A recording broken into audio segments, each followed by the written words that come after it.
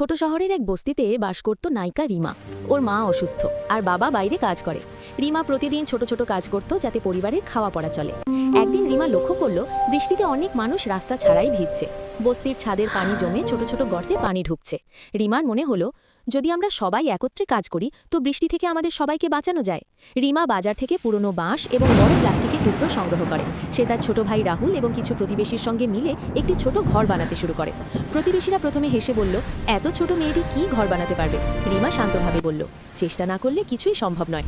ঘর বানাতে গিয়ে অনেক সমস্যা হলো, বাঁশ ভেঙে যাচ্ছে, প্লাস্টিক ছিঁড়ছে আর বৃষ্টি আরও জোরালো হচ্ছে। কিন্তু রিমা হার মানল না, সে সবাইকে উৎসাহ দিচ্ছিল। অবশেষে ছোট একটি আলোর ঘর তৈরি হলো। সেখানে সবাই বৃষ্টি থেকে রক্ষা পেল। ছোট ছোট আলো বাতি জেলে তারা রাতে বসেছিল। সবাই খুব খুশি হলো। পরের দিন গ্রামের শিক্ষক এসে দেখে সবাই মিলে ঘর বানিয়েছে। তিনি বললেন, রিমা, তোমার উদ্যোগ সত্যিই প্রশংসনীয়। সত্যি আমরা সবাই যদি একসাথে কাজ করি কোনো সমস্যা বড় নয়। রিমা শুধু তার পরিবারকেই বাঁচায়নি, পুরো বস্তির মানুষকেও বাঁচিয়েছে। স্বপ্ন দেখো, এগিয়ে চলো, কিন্তু হৃদয়ে বাড়িটি সদা রাখো।